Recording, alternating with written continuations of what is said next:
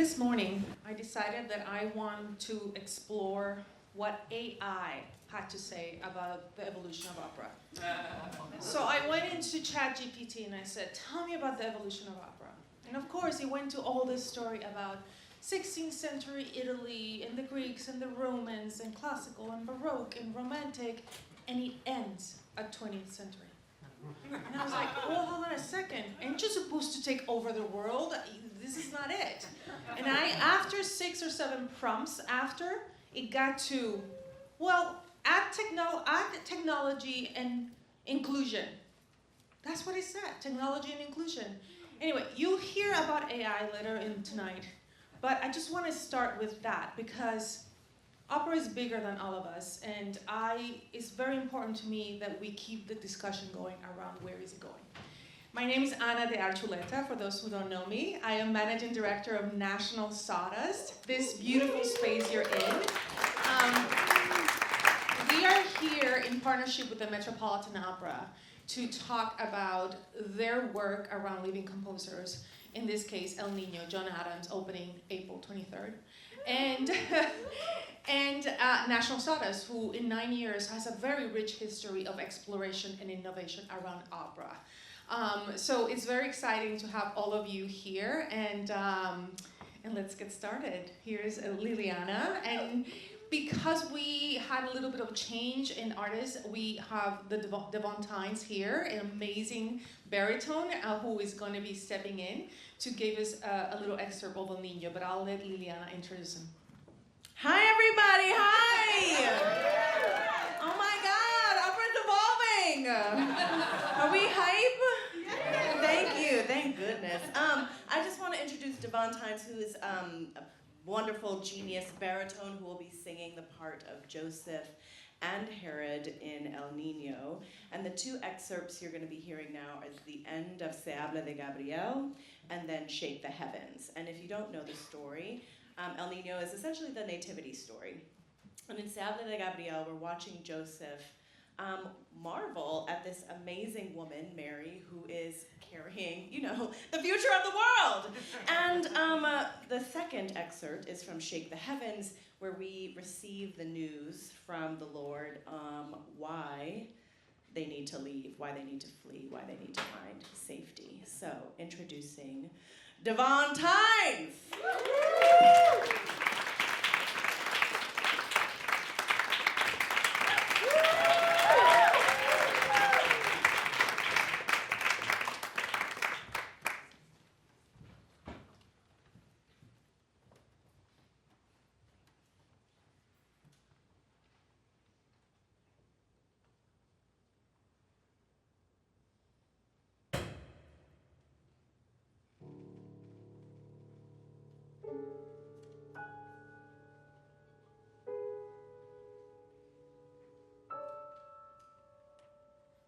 Now I, Joseph, was walking about, and I looked up and saw the heavens standing still, and I observed the air in amazement, and the birds of heaven at rest. I looked down at the earth, and I saw a vessel lying there, and workmen reclining, and their hands were in the vessel. Those who were chewing did not chew, those who were lifting did not lift up, and those who were carrying to their mouths did not carry. But all the faces were looking upward. I saw sheep standing still, and the shepherd raised his hand to strike them, but his arm remained up. I observed the streaming and I saw the mouths of the kids at the water, but they were not drinking. The waves stopped, they made no sound. There was no motion of tree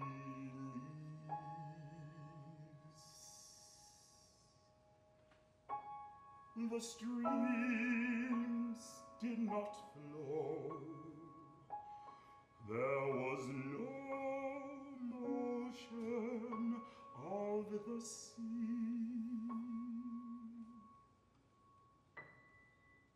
The maiden stood, looking intently into heaven.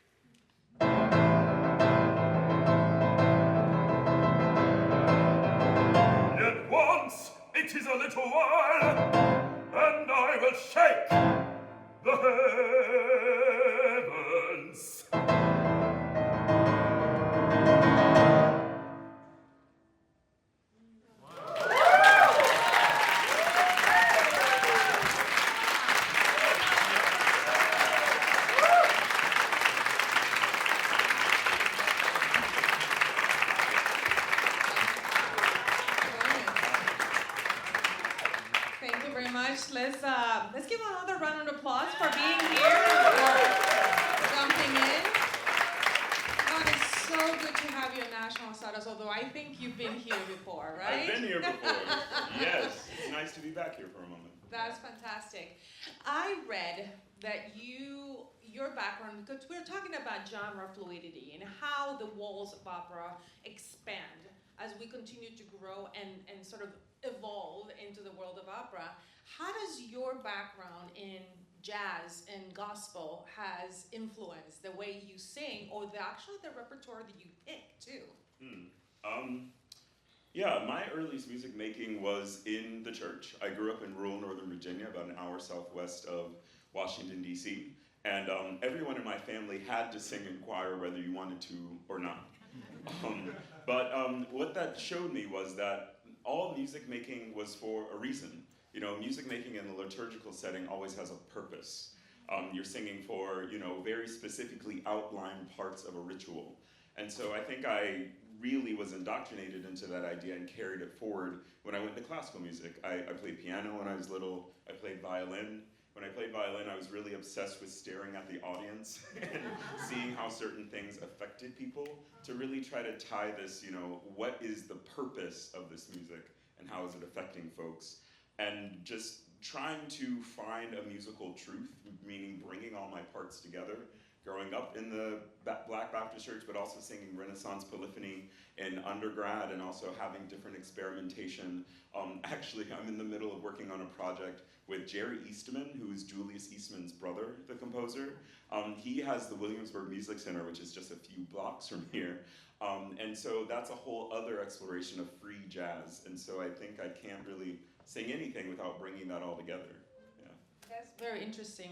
I do think that Adams has a little bit of rock there. I don't know. I hear that beat and that rhythm, and then I hear the melisma, and it reminds me a little bit of Baroque music too. Do you sing things differently? I think that's a question that we ask singers that do opera. Like, what's the difference when you sing, let's say, jazz, gospel, I mean, with a microphone versus not with a microphone? What are those differences? Yeah, well, first though, I wanted to talk about John Adams and rhythm. He loves rhythm, and yes, he does. Shake the Heavens is a bop, you know? It's got a lot It's of, a bop. driving, you know, big rhythm. And so I've sung a number of pieces by John, and one of them was premiering the work Girls of the Golden West. And Julia Bullock, who I'm blessed to be in this show with. Julia and I went to visit him when he was making that music, and he played the miners chorus. There's a huge mining chorus, and he just was dancing in his studio to all the music. And I was like, oh, okay, I can get with this, because if he's that excited about, you know, the music he's making, then we can join that too. But in terms of going between different genres, my musical journey, at least in technique, over the past 10, 15 years has been really about finding what is my core vocal production, you know, what is the healthiest way that I can replicate and support what I'm doing. And a real kind of blessing of that is once you've found that core and figure out how to maintain it, you can like tilt it in different directions, you know, changing resonators, changing how you deal with text a little bit, but it all comes from kind of the same mechanism. So those things aren't as far apart as I think people think. I would think so. Davóne, we don't have you for long. I know you have to run, so I really want to thank you for being here, and please come and join us in National Sawdust later, and go and see him April 25th, El Niño at the Met. Thank you. Thank you. Thank you.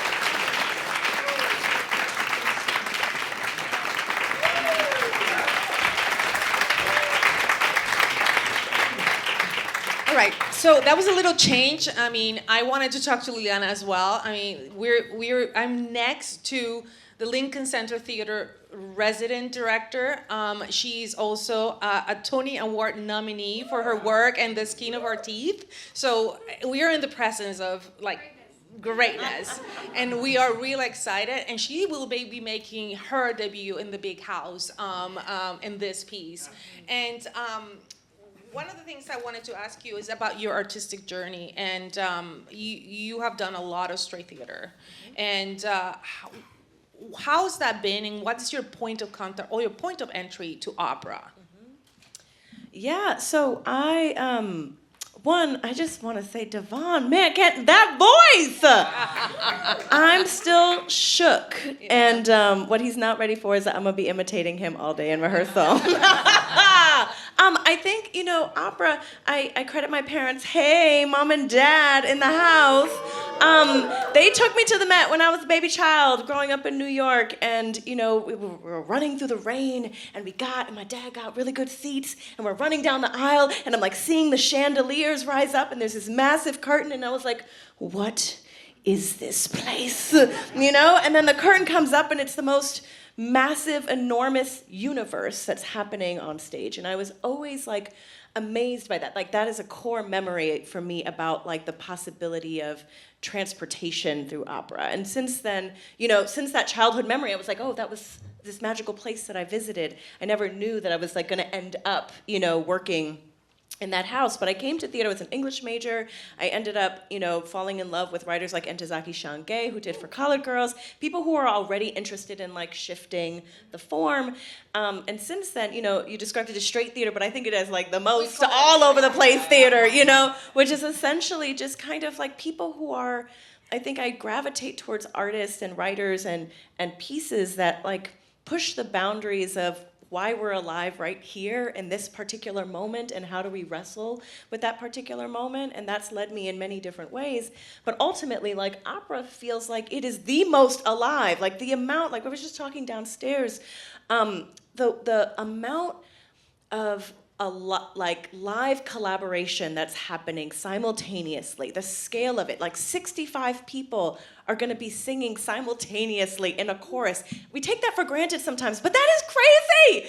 And rhythm, like the level, like to have 100 people actively living and present with each other, like giving 1,000 other people life. Like that for me is my entry into theater and has been like my happy new entry into opera. Well, on that line, I mean, we know the theater, that opera is epic. I love you when we talked last week that word came up, and it also has a different tempi than theater, and I think that's an important factor. We know that the history, some operas are very relaxed, and you can elaborate, but they're not restricted by the music and by the composer in a sense. How do you balance those two things? Sure. I mean, I think, every piece has its own unique rhythm. But when I'm working on plays, like the rhythm is dictated in some ways by the language of the play. And then as a director, I think you have a little bit more liberty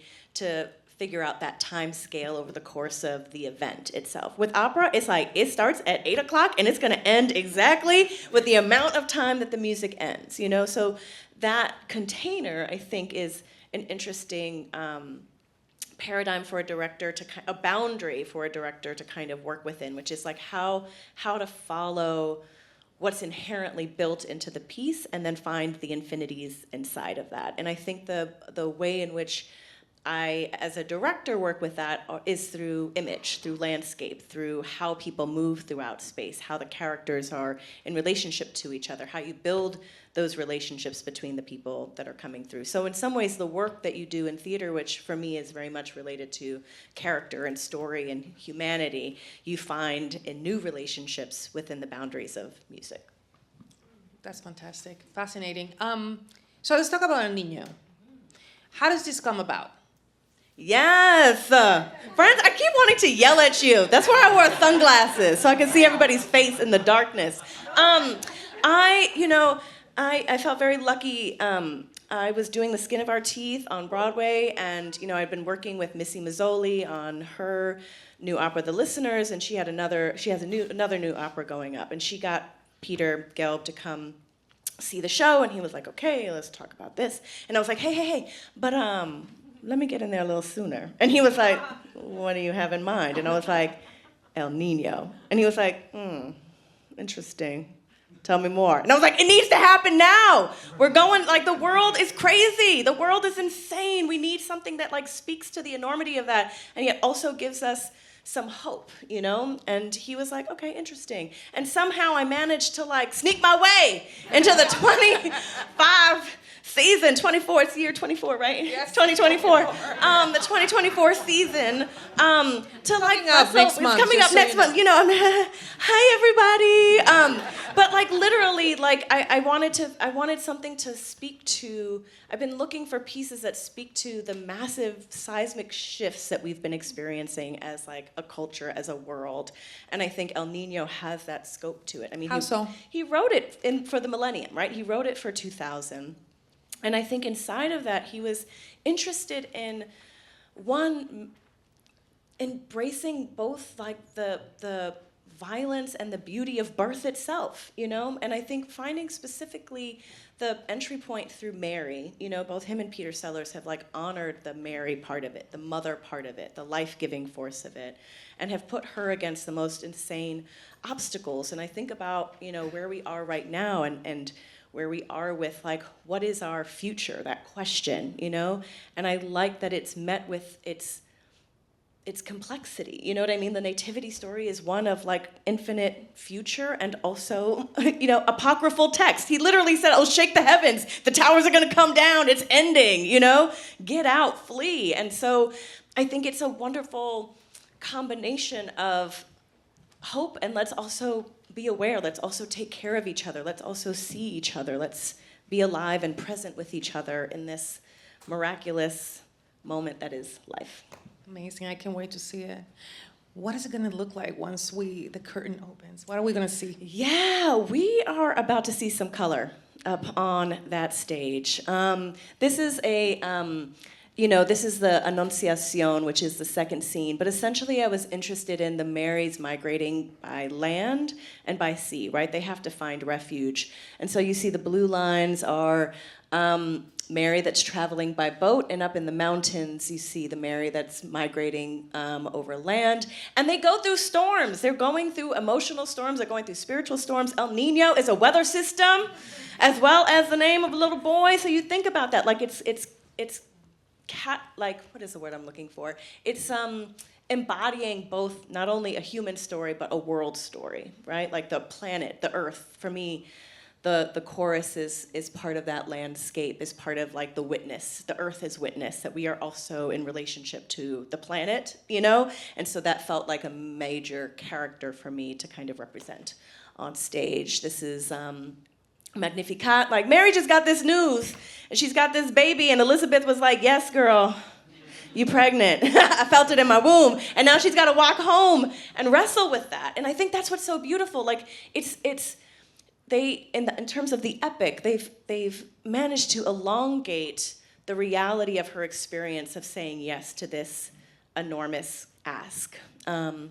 And then in Dawn Air, this is the second act, so after she's given birth. So that's the other thing that's amazing. We continue to follow Mary's story even after she's given birth. It's not like, baby's out, great, solved it. No, there's more to do. You gotta keep this child alive. And also then we have to enter into this, you know, next phase of the migration, which is like maybe you've gotten to the border, maybe you've gotten to the other side, but you're not quite safe yet. And then you're entering into a universe that's been contaminated by Herod, you know, who then later is gonna be like, yeah, let's kill all the children because they threaten my power. Yikes!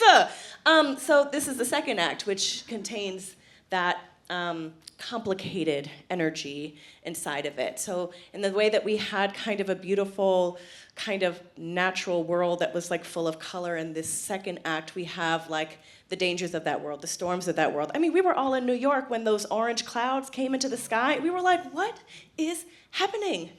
What is happening? I'm living inside of a photo, you know, like we were taking photos and sending it to each other because it didn't feel real, and yet it was. And so like this is kind of honoring that surreal landscape that is also epic and also right now, you know? And then this is our final image, which is the palm tree, which, you know, again, John Adams brilliantly ends the piece with children's voices, you know? And so you have not only the story of this child, but like you have a whole chorus of children being like, here we are, what do we do?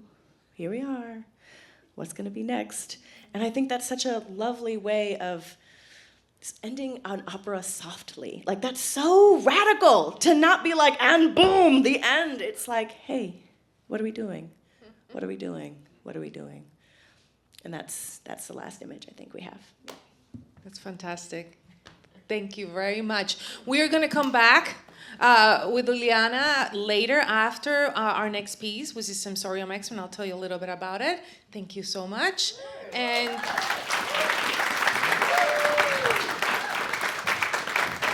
we're going to welcome the composer, founder, and artistic director of National Sawdust.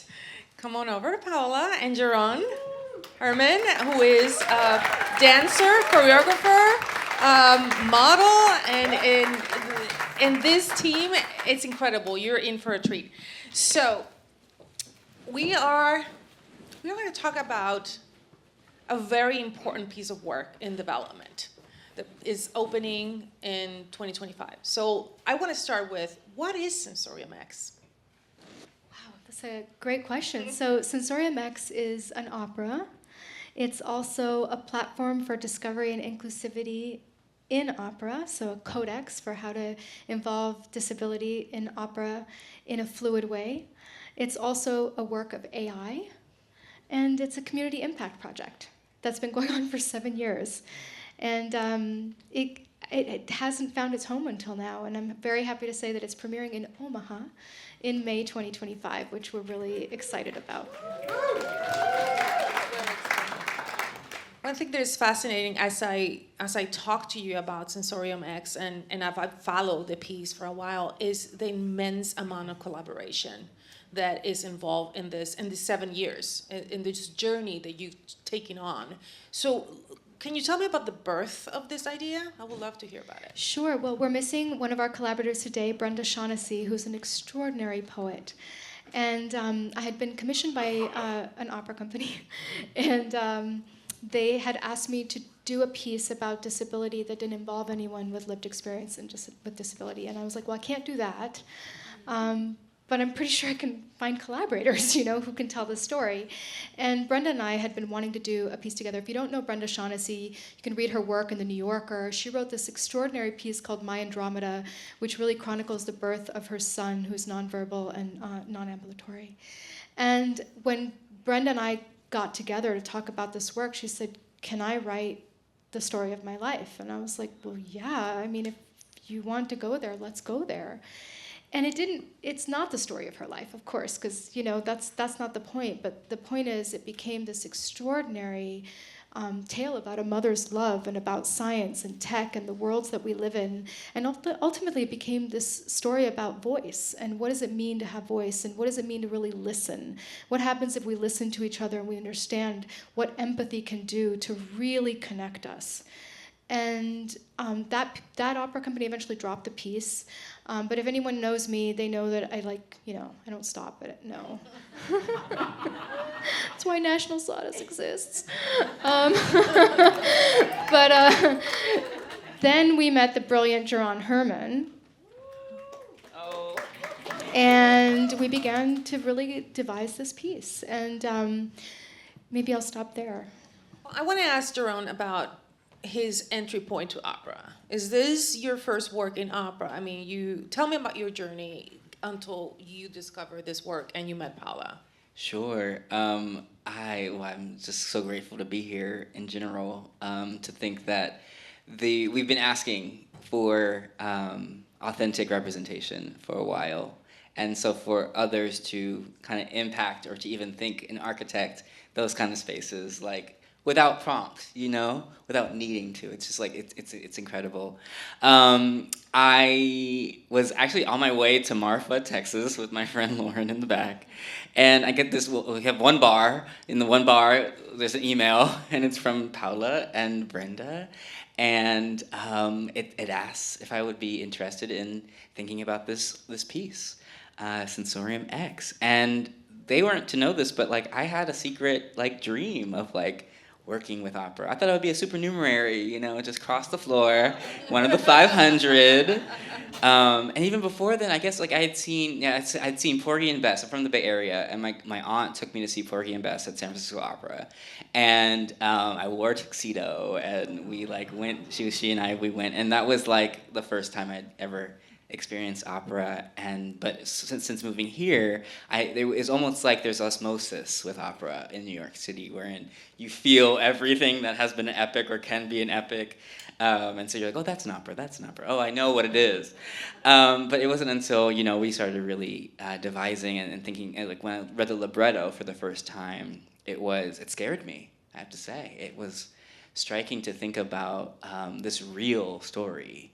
I mean, it didn't pull any punches about the lived experience or like the world of like a multiply felt family, felt environment. Like the characters are so lived in, and the poetry, Brenda's poetry just allows life to be like 700 years in the future, 500 years in the past. Like, so there's just this really this resonance that's so circulating that it's just, I had to do it. And also I think like I'm primarily a soloist dancer. In the contemporary world, we don't show face, so we're very stern. So opera also being emotive and being expressive, and I've always had this, so I love Davóne saying about the church, because Pentecostalism and kind of the ecstatic has always really resonated with me too, and sort of do that here, so I'm really excited. Good. You want to introduce the video? A little video of... Yes, and I should mention that while that piece, our piece did get dropped, it is supported by the Ford Foundation, the Mellon Foundation, Vision into Art, Beth Morrison Projects, and it is here at National Sawdust in collaboration with the Met. So I do want to say that like things find their home, and Absolutely. persistence finds its Absolutely. family. So I want to mention that because I don't want it to seem I will. like it doesn't. I will dig in a little bit more into the collaborative process, because the more I hear about how this is coming together, the more is so different than every other opera I've been part of the process, because this process is building from the story, and is building from the needs of everybody in the team, and we'll talk a little bit about that in a minute. So the video you're about to see, in the opera, which I'll give you a little synopsis in a bit, there is a character named Sophia who you find out has actually been telling you the story all along, and she is a robot amalgamation of all the voices in the opera. When I read the libretto, I was like, how am I going to do that? Like, how am I going to make her sound like everybody else?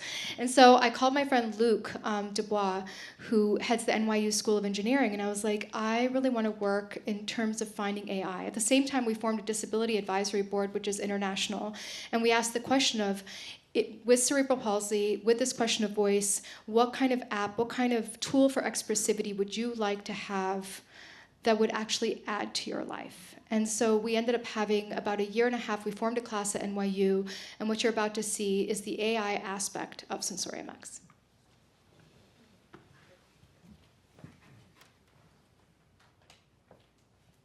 My inner voice is normal. I speak perfect English again in my head. When it comes out of my mouth, something is not right or different.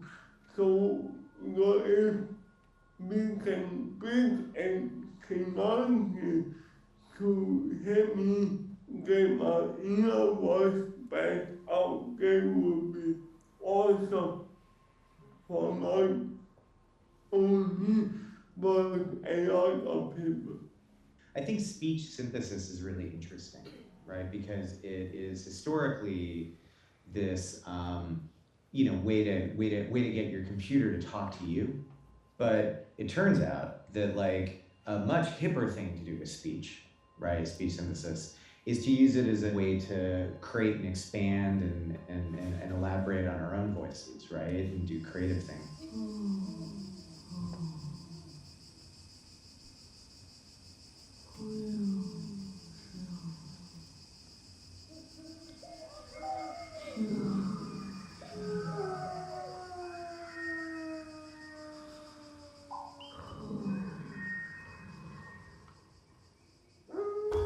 No, one knows how. We can't go back to the forest. Home was a tree, and the space between, shaped by a dark she knew by heart. I envy. No way, back to the forest. Nothing there is home.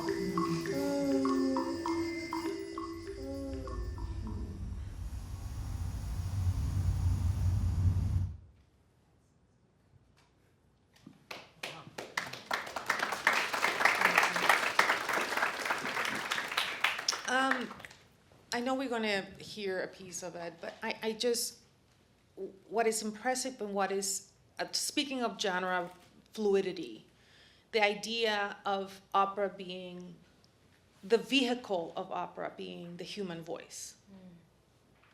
And how you have finding ways in this collaborative effort with this advisory board to give voice. It's incredible and it's super impactful. Can you talk to me about that a little bit more? The process that you go to every day, every time you do a workshop, every time you put the team together, what steps are you taking that are different from when you build a regular, traditional, I hate that word, opera? Well, I'll start by saying that, I mean, if we really took a step back and asked ourselves, what do we need in order to really thrive? The contemporary situation wouldn't really fit any of us, right? It didn't fit me when I had a child and I needed to be here every day and I wanted to try to be a composer. It didn't fit me. So what does it mean to really look at systems and say, okay, we have a blind singer. We have a singer who would perhaps like a ramp. Would that kill ourselves to ask our questions of what it means to really thrive? And so those are some of the questions that we ask in terms of building inclusive opera is, you know, when you have people with different lived experiences, what do they need in order to be their best selves? Yeah.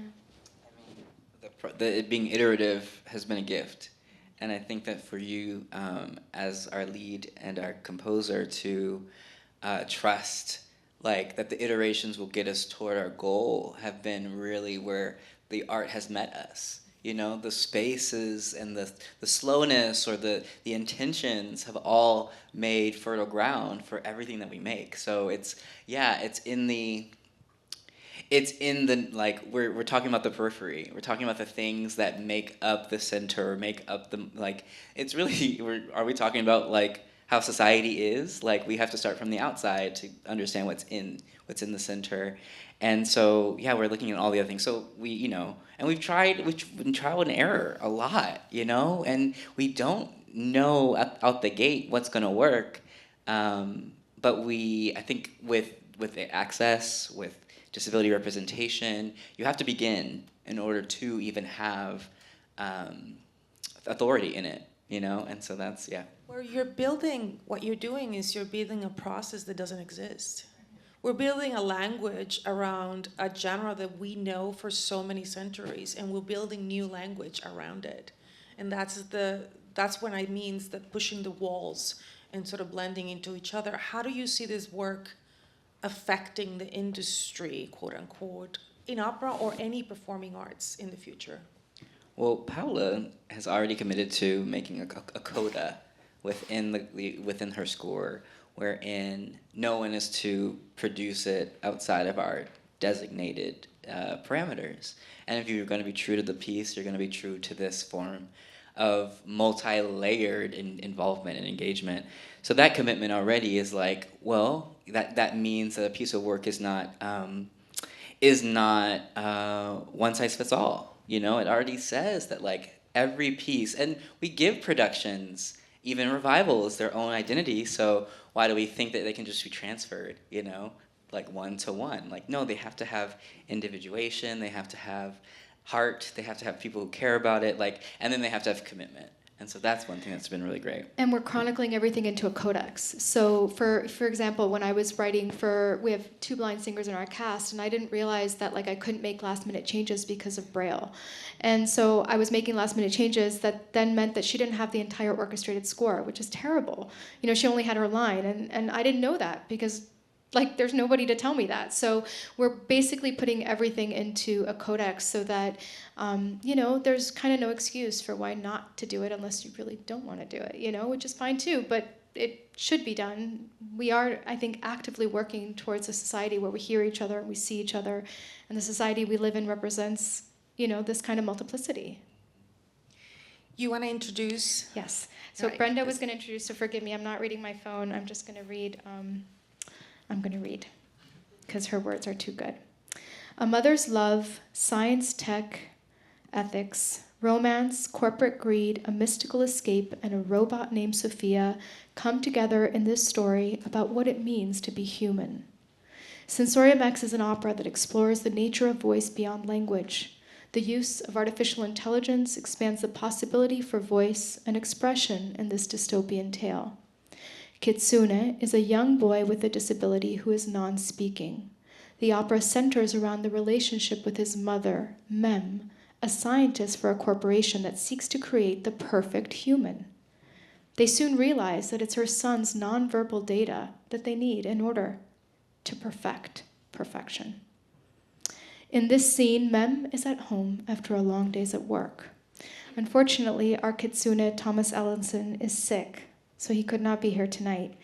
So you'll see that she's going to be talking to a chair. So that's what's happening with the chair that you're going to see there. Their initial moment of peace at home morphs into a later scene in the opera when they decide to flee the corporation and submit to data. It's exciting to introduce to you Hailey and Forrest.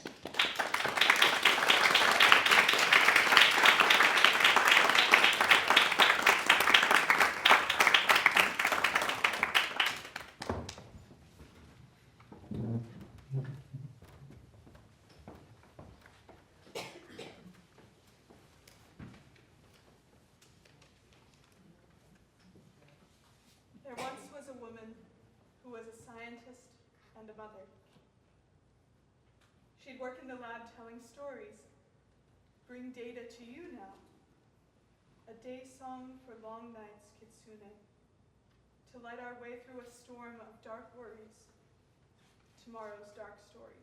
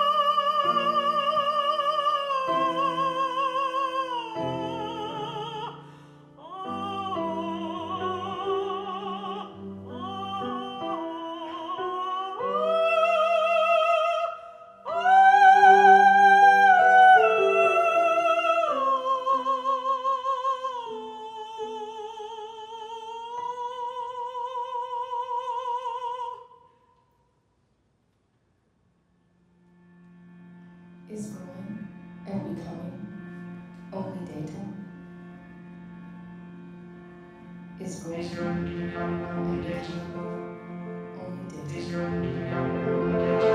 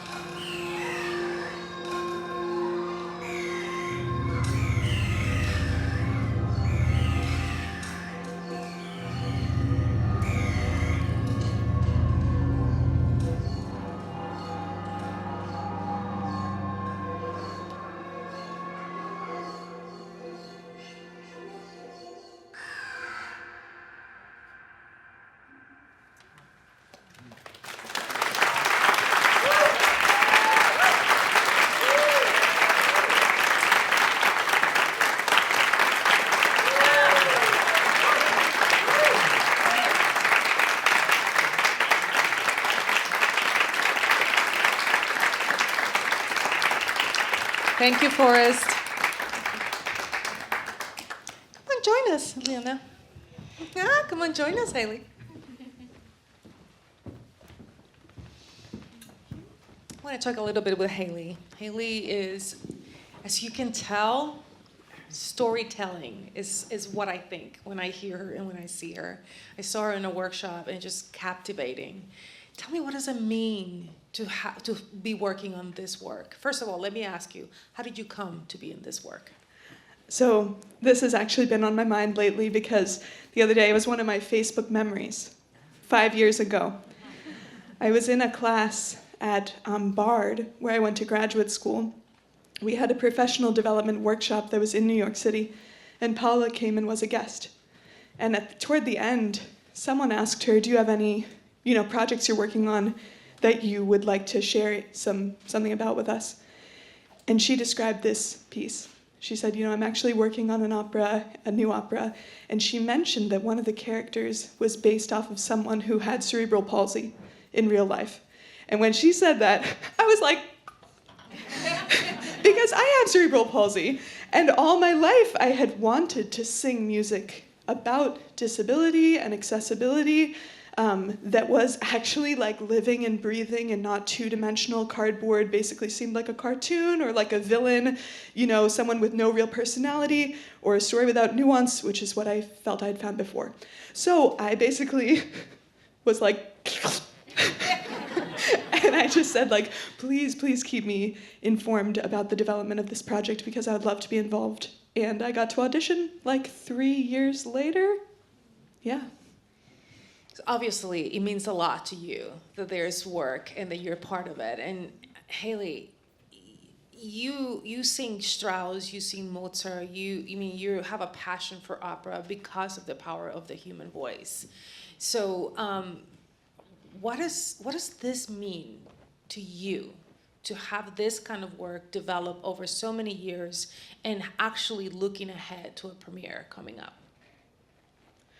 Yeah, I think that this is a really amazing piece of work, and kind of, what Paola mentioned earlier about the idea of like sort of tenacity will meet its place where it belongs, and like persistence and having the openness and I think also the confidence and the self-assuredness of like, we're creating something really beautiful here, and what we're creating, it deserves to exist in and of itself, and we don't need to like bend it to make it fit somewhere. The right place will come. That's a message that I think a lot of artists need to hear. I need to hear it because, like you're saying with all the other operatic canon, it can be very difficult to think like, there's so much history and there are so many people to sort of stack up against or something, and you kind of have to find a way to fit or something. It can feel that way. But for me, some of the major power of working on this project is when I'm in the room, I feel like I'm in the room with a whole group of people who have the mindset of like, this work does not need to shrink to fit a box. And that's something that I need and I love. I love that. I love that. When you and I talked, you're a huge activist, an artist activist, and you go around the world talking about disability and how, and you carry and you talk about it, how, you mentioned something in an audition. You said, I've been working in opera for a long time, and you bring it out right away because you want people to know, that be aware that you have cerebral palsy and that that's part of who you are. And they want to hire you, they hire the whole of you. Talk to me about that for a second. I want to hear about that because I think it's important. Yeah, it's interesting. My decision to say outright when I walk into an audition, I'm an artist with cerebral palsy, this affects my legs, it does not compromise my ability to portray a character on stage. If you have any questions, feel free to contact blah, blah, blah, and blah, who can speak to the nature of my work, or whatever, right? But I really started doing that because especially a couple years ago, when I was younger, less secure, my voice was less secure too, I feel like I wasn't fully in my own, and then sometimes I would go into an audition room and I could feel in the way that people looked at me and watched me walk, I could feel that they were wondering what was wrong with me. And That's not a good feeling. Mostly because you're like, holy cannoli, people, could you listen to me, please? Because you just know they're not listening if they're sitting there wondering, like, does she have a limp? Did she sprain her ankle? What's happening there? Like, she can walk, but she can't go up and down the stairs without a railing? Well, I guess we can't cast her in an opera. Like, you just don't know what they're thinking. So that was my way of taking some control back and being able to empower myself to say, like, this is the story, this is the narrative. If you have questions, you let me know. And I did that at first for myself, and it helped me immediately. Actually, it was funny. It was like paradoxical. The minute I started to announce, hey, I have cerebral palsy, I became so much more confident in my physical presence that the actual qualities that would give away my disability got smaller. And so I think now people sort of scratch their heads and they're like, why do you even feel like you have to talk about this? Because maybe I could not talk about it. But at this point, I'm committed to the bit, man. It's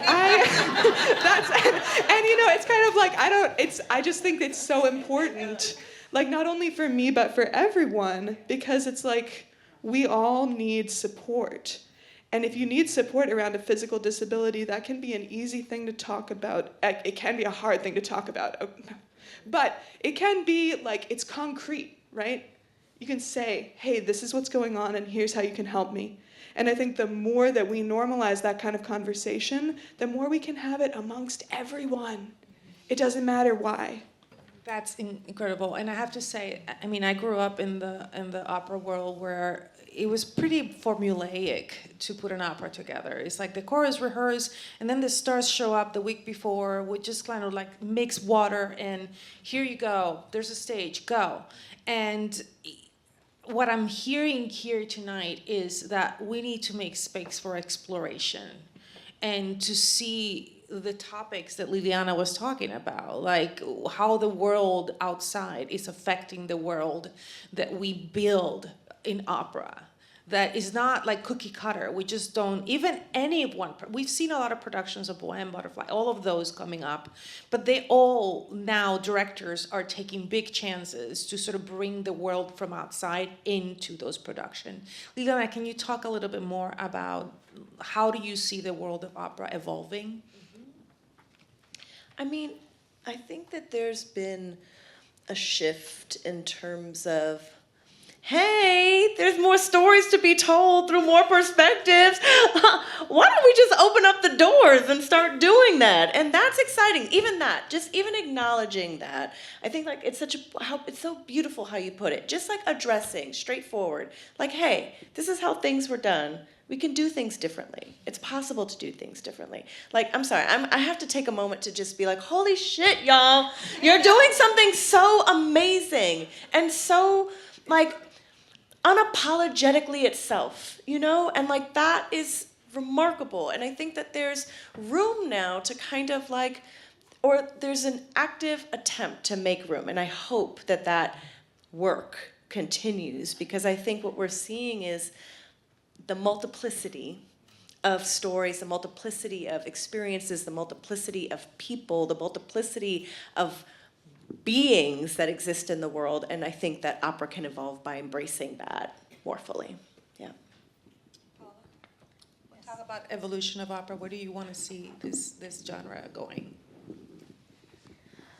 The word opera just means work, right? So all these connotations of exclusivity are really just because, in general, a very specific, type of person has designated that. So if we just take back the word, I don't think we need to find a new word. I think we just have to realize that, opera belongs in a space like this. It belongs on the street. It belongs in a classroom. It belongs at the Met. It belongs, just telling stories and not being so afraid of the containers. So, my hope for something like this is, that it just opens up more and more possibilities for people to work with people who have lived experience and stories, because so often those people are left out of the very stories that could benefit their perspective, and it's a crime.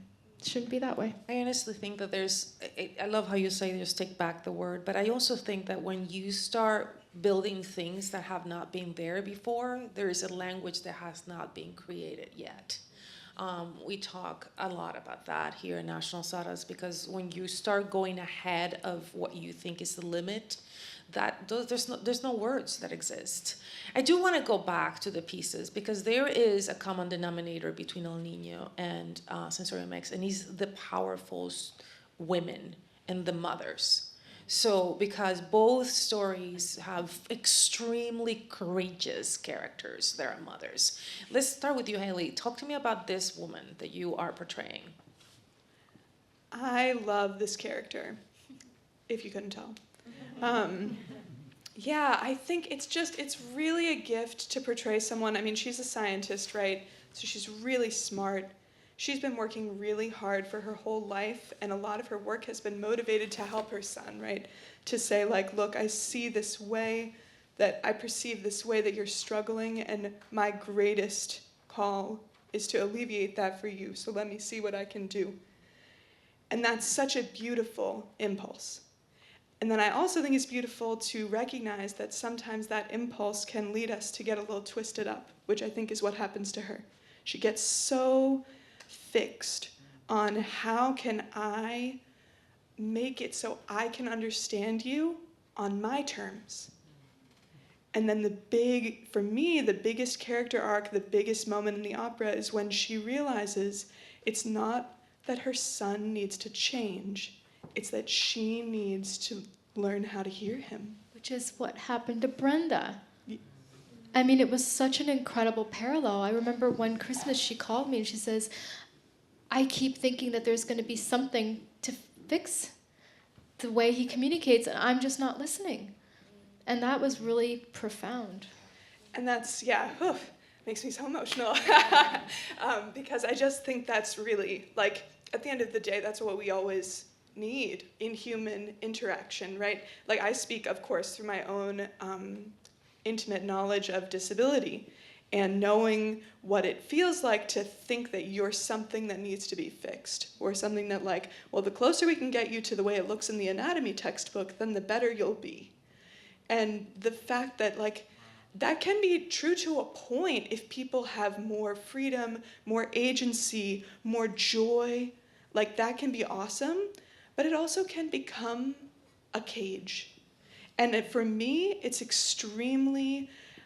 like a huge honor and privilege to play a role of someone who realizes, oh my gosh, I was putting my child in a cage in my attempt to help him and in everything I did to love him. Yes, I did love him, and yes, I did help him. And yes, at the same time, I put him in a little bit of a cage. And let me take that from my mind so that I can be with him.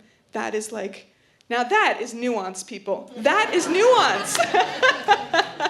I mean, and I'll take it a step farther, because there's such an implication about you being a disabled woman talking to your disabled child. That's never been seen on stage. Two disabled people talking to each other. Like, the implications of internalized, ableism, or the conversations that we can have because we've chosen two real characters is going to be, like, amazing. And I think the other thing I was just thinking about was, like, our main reference for at least Mem and Kitsune was the Pietà. So actually, like, if we're talking about El Niño in the beginning, so El Niño in the beginning, Pietà, and the caring of the Christ after he's done his due, like, after, like, you've worked or you've labored, and this carrying and the weight that Mary has in that, or carries in that sculpture was so resonant, and I think it speaks to what you just said, which is that, the carrying, the laboring, the being is not just discrete. It's expansive, and it comes up and it moves and it bubbles and it percolates, and that's what's happening throughout this piece. Let's talk a little bit about what do we want our audiences, and I want to hear from everybody. What do we want our audience to walk away from this experiences? feeling or thinking or, because opera is an experience. That's the way I see it. It's a multidisciplinary experience because it adds so many factors. It's human in every level.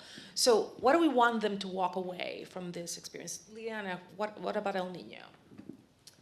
Oh man, that's so, it seems like such a simple question. Like, and we walk out of the theater and you feel this. But it's a complicated one. And I think like what's amazing about El Niño, I'm also really moved by what you found in the interconnection between the two pieces. And I'm one of the things that I love about El Niño is that there's a multiplicity of Marys, right? There's not just one Mary, and I'm finding a way in the production to multiply that experience so that we realize that there are many mothers, There's a multiplicity of mothers, and in fact, like, so many women are carrying so much. And yet, in the fear and the exhaustion, in the terror, in the unknown, there is also hope, With destruction, there is also life. And I hope that we can walk in that wonderful nuance and complexity of that with more care and tenderness for each other in the midst of it. Yeah. Paola, why don't you? I mean, at the macro level, I think we need to start thinking more about spending money on people and not stuff. And I think that opera has a real problem with that. I think that the systems of opera are built to essentially build visions which are really beautiful but never come into the hands of artists. And I think that's really problematic, along with the idea of voices not being represented. So at a macro level, I want this piece to look beautiful, but it kind of just needs to be told. Like, it should be a piece that could be done in a classroom, and it should be able to be done here with simple, beautiful lighting by Bruce, and you get it, And like, that's important to me, because I think that's the power of creating something that communicates. And I also think the piece deserves to have the vision that, Jerron and Jay will bring to it. In terms of the story, I mean, yeah, just listen to each other, look at each other, see each other, try to understand, and what you don't know means that there's an opportunity for growth. And I think, when I started on this journey 7 years ago, there was so much I didn't understand. And like, what a privilege to be able to understand more. And I think if we see that in each other, then we're not looking at what makes us different, but we're looking at how we can be connected. And I know that sounds a little cheesy, but like, I ultimately really believe that. I really believe in the power of this stuff to make us see each other more. Well, the finale always sends me into tears of Sensorium, because it literally says we are attached. So the words are, being or becoming only data? It's, it's perfect, and we're attached at many points. We're attached at many points. And I think that we go to the theater to escape, and or to revel in some kind of new imagination. But I'd love for us to leave that space, imagining with what we have already, not shirking, not trying to hide it under the rug, but like find new imagination once we walk outside. Hailey? I feel like my answer is kind of basic, but it's what's calling out in me, so I'm going to say it. And it's the thing that just draws me to opera, like again and again and again, is the sound of the voice. And especially for me, I love and cherish the unamplified voice, which is what we have in this medium. At least, it can be chosen that we have it, but it's definitely one of the strong points. And I just feel like that when a voice can soar out and just like slice you through the heart. I mean, I know that's super intense and melodramatic and cheesy, but I speak from my own experience of being in the audience and being there and being like, oh my gosh, I'm gonna die. And like, and that's just like, that's what I want people to see. And I'm really, really interested in like the ways that we can, show that everyone has the power to do that. It doesn't matter, what you look like, what your size is, what your ability is. Like, everyone has the power to do that.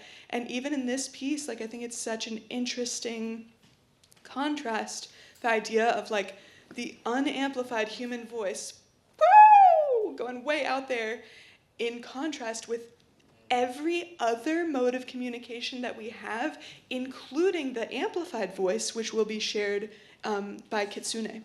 And I love that contrast of here's one example and let it drop straight into your heart, and then here's this entire other field, and let's just have both of them just swirling around in here to basically just open up, what's possible.